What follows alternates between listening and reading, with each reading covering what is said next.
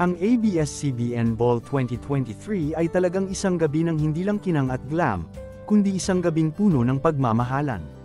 Suot ang classy at eleganteng fit, nakita sina Coco Martin at Julia Montes na parehong naka-black at magka-holding hands, habang naglalakad sa red carpet. Hindi naman nagpapigil ang special correspondent ng ABS-CBN Ball na si Gretchen Pulido at nagbiro, "Is this your main launch?" Nakangiti at tawa lang ang isinagot ni Coco at Julia. Maraming Coco Gel fans ang natuwa dahil magkasamang dumalo sina Coco Martin at Julia Montes. Pero ang talagang tinilian ng kanilang mga tagahanga ay ang pag-holding hands nila sa red carpet. Sa tagline na, "Forever Grateful", ipinahayag ng couple ang kanilang kaligayahan at pasasalamat na makasali sa ball ngayong taon.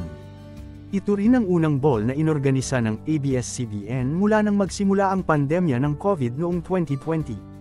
"We're good and happy. Kasi eto nagsama-sama tayo ngayon after a long time," sabi ni Julia kay Gretchen.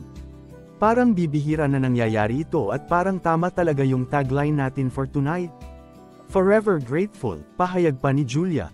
Habang ipinaabot ni Coco ang kanyang pagmamahal at pagpapahalaga sa kanilang mga katrabaho at sa lahat ng tao sa likod ng bawat tagumpay na nalampasan ng network sa nakalipas na 4 na taon. Hanggang ngayon nandito tayo nagsasama-sama, para patunayan yung pagmamahalan, yung pagkakaisa, na hanggang ngayon lumalaban pa rin, dagdag pa ni Coco, "Nagpapasalamat ako na may trabaho pa rin tayo. Marami pa ring trabaho mga kasamahan natin sa industriya.